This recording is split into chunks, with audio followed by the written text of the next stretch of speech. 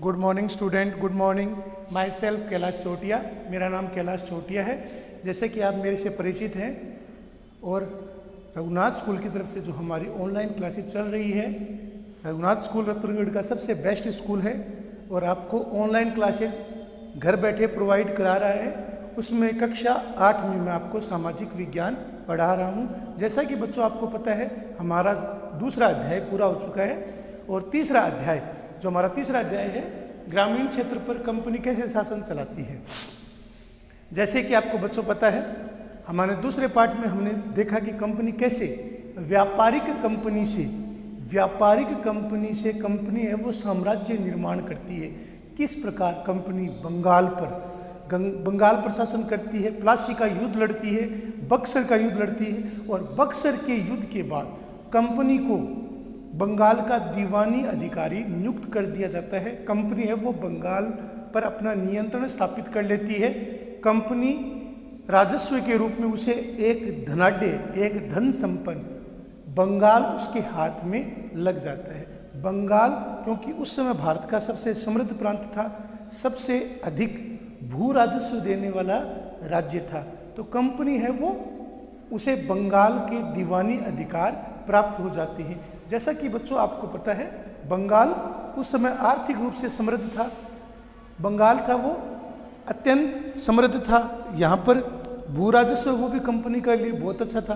दूसरा, कंपनी अपने दस्तक के द्वारा, मुक्त व्यापार के द्वारा अत्यधिक लाभ कमा रही थी। कंपनी के खुद निजी व्यापारी दस्तक को भारतीय व्यापारियों को बेचकर अनुचित लाभ कमा रहे थे। अब कंपनी को बंगाल से इतना भू राजस्व मिलने लग गया कि कंपनी को इंग्लैंड से सोने और चांदी के आयात की आवश्यकता ही नहीं रही। इससे पहले आपको बच्चों पता है कि कंपनी है वो इंग्लैंड से सोने और चांदी का आयात करती थी और अपने समस्त खर्चों को पूरा करती थी। अब कंपनी को बंगाल के भू राजस्व से इतनी अधिक बचत होने लगी कि उसे किसी भी प्रकार के सोने और चांदी को मंगाने की आवश्यकता नहीं रही। कंपनी अपनी बचत से, जो उसको बंगाल में बचत हो रही थी, उसी बचत से अपने खर्चे, अपने सैनिक, अपने अधिकारियों, उनके अधिकारियों की पेंशन, तनख्वाह, आयुध पर खर्च, सैन्य खर्च, अन्य खर्च, पेंशन भत्ते, इसके अतिरिक्त कंपनी अपनी शेष बचत को ही इंग्लैंड भेजने लगी।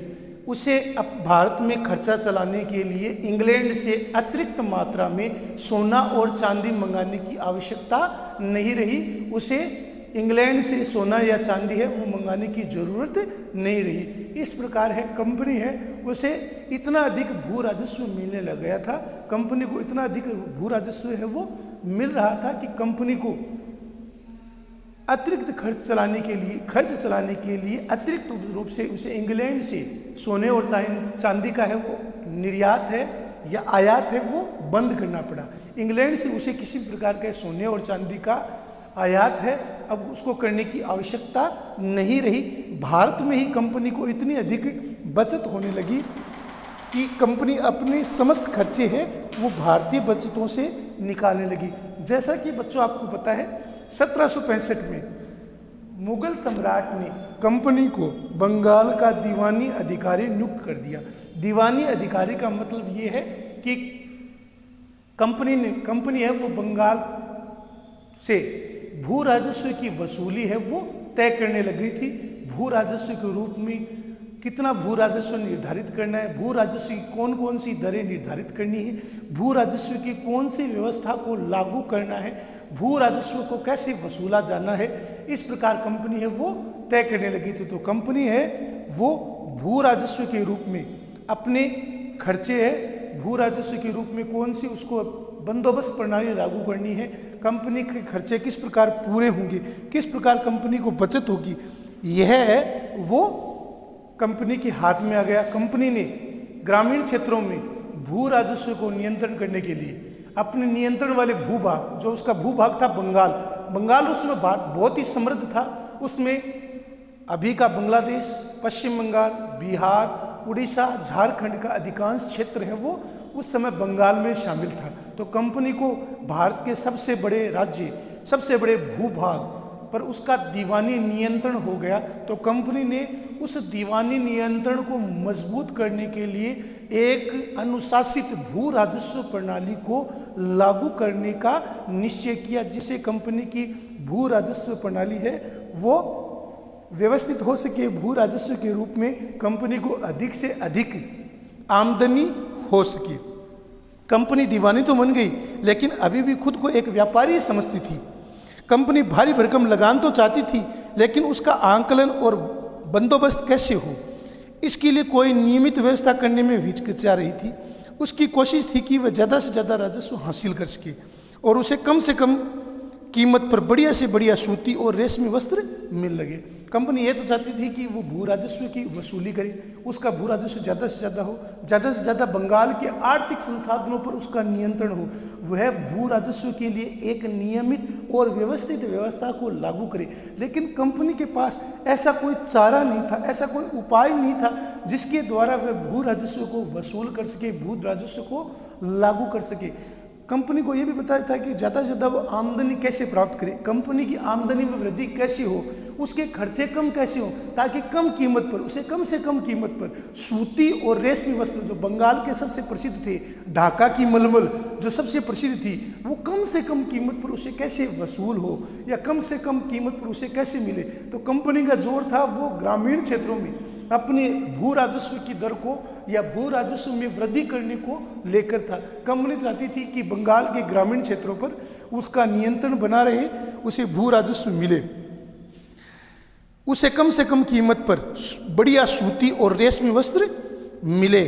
इस कारण 5 साल के भीतर कंपनी ने बंगाल द्वारा खरीदे जाने वाली चीज़ों का मूल्य है वो दुगना हो चुका था। 1865 से पहले कंपनी ब्रिटेन से सोने और चांदी का आयात करती थी। 1765 से पहले, 1765 से पहले कंपनी क्या करती थी, ब्रिटेन से सोने और चांदी का आयात करती थी और भारतीय वस्तुओं और सेवाओं को खरीदती थी। लेकिन अब उसे इतना अधिक भू राजस्व मिलने लग गया कि उसे अतिरिक्त कोष के रूप में, उसे बंगाल के लिए अतिरिक्त कोष के रूप में उसे सोने और चांदी की आयात करने की आवश्यकता ही नहीं रही। कंपनी को बंगाल से इतना भू राजस्व मिलने लग गया कि कंपनी को अतिरिक्त आय के रूप में सोना और चांदी मंगवाने की जरूरत नहीं हुई। जल्दी ये जाहिर हो गया कि बंगाल की अर्थव्यवस्था एक गहरे संकट में फंसती जा रही है। कारीगर गांव छोड़कर जा रहे थे क्योंकि उन्हें बहुत कम कीमत पर अपनी चीज़ें बेचने के लिए मजबूर होना पड़ता था। किसान अपना लगान है वो नहीं चुका पा रहे थे, कारीगरों का उत्पादन गिर गया था, खेती चौपट हो रही थी। ऐसी स्थिति में 1770 में पड़े अकाल ने बंगाल में करीब 1 करोड़ लोगों की मौत हो गई थी। इस अकाल में लगभग 1/3 आबादी ही समाप्त हो गई थी। ऐसी स्थिति में अगर अर्थव्यवस्था संकट में थी तो कंपनी अपनी राजस्व आय के बारे में कैसे आश्वस्त हो सकती थी। 1793 में आखिरकार कंपनी ने स्थायी बंदोबस्त प्रणाली को लागू किया, जिसके तहत स्थायी बंदोबस्त के हिसाब से राजाओं और जमींदारों के रूप में उसने मान्यता दे दी।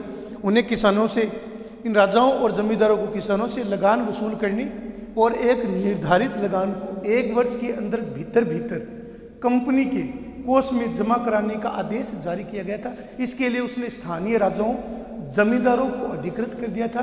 ये स्थानीय राजा और जमींदार थे, वो कंपनी को सालाना राजकोष जमा कराते थे, सालाना कर जमा करते थे। इसका मतलब यह था कि भविष्य में कोई भी इसमें इजाफा नहीं किया जा सकता था। स्थायी बंदोबस्त प्रणाली का अर्थ क्या था कि 10 साल या 20 साल के लिए लागू होने वाली भू राजस्व प्रणाली, जिसके अंतर्गत जिसमें किसी भी प्रकार का इजाफा नहीं किया जा सकता था, जिसमें किसी भी प्रकार की बढ़ोतरी नहीं की जा सकती थी। अंग्रेजों को लगता था कि इससे उनकी नियमित रूप से राजस्व मिलता रहेगा और जमींदारों को जमीन में सुधार के लिए खर्च करने का प्रोत्साहन मिलेगा। उन्हें लगता था क्योंकि राज्य की आय है वो से राजस्व बढ़ने की मांग बढ़ने वाली नहीं थी, इसलिए जमींदार बढ़ते उत्पादन से फायदे में रहेंगे। इसलिए उनको लगता था कि जमींदार है वो फायदे में रहेंगे। स्थानीय जमींदार, स्थानीय साहूकार, स्थानीय राजा, स्थानीय जागीरदार है वो इसके फायदे में रहेंगे। जागीरदार या स्थानीय जो राजा है वो भू राजस्व के रूप में एक अच्छा लाभ कमाएंगे और भू राजस्व के रूप में कंपनी की आय में वृद्धि होगी। तो 1793 में कंपनी ने गाँव में स्थायी बंदोबस्त करने का या भू राजस्व प्रणाली को लागू करने का निश्चय किया था। स्थायी बंदोबस्त के तहत 1793 में कंपनी ने कुछ सालों के लिए जमींदारों स्थानीय राजाओं को भू राजस्व वसूली के अधिकार है वो दे दिए। भू राजस्व की कितनी दरें हो, कितना कोष वो जमा कराना, ये पहले से निर्धारित हो जाता था। जमींदार को वार्षिक रूप से कंपनी के कोष में खर्च है वो जमा कराना पड़ता था, कंपनी के कोष में उसे राजस्व जमा कराना पड़ता था। इससे कंपनी की आय में है वो वृद्धि हुई। स्थायी बंदोबस्त प्रणाली है वो कंपनी की ओर से बंगाल में लागू की गई प्रमुख व्यवस्था थी, जिसके तहत कंपनी की आय में वृद्धि हुई थी। 1793 में स्थायी बंदोबस्त लागू किया गया था। इस बंदोबस्त को शर्तों के हिसाब से राजाओं और जमींदारों के रूप में मान्यता दी गई। उन्होंने किसानों से लगान वसूल करने और कंपनी को राजस्व चुकाने का जिम्मेदार सौंपा गया था।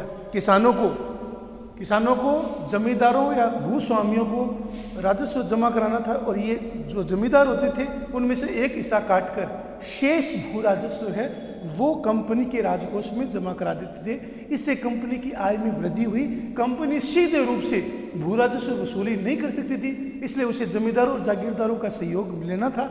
इसके लिए उसने 1793 में बंगाल में स्थायी बंदोबस्त की प्रणाली को लागू किया गया था, जिसके तहत कुछ वर्षों के लिए उसने जमींदारों से स्थायी बंदोबस्त किया, जिसके तहत जमींदार ही किसानों से लगान वसूल करते थे। जमींदारों को ही लगान वसूली के लिए अधिकृत किया जाता था।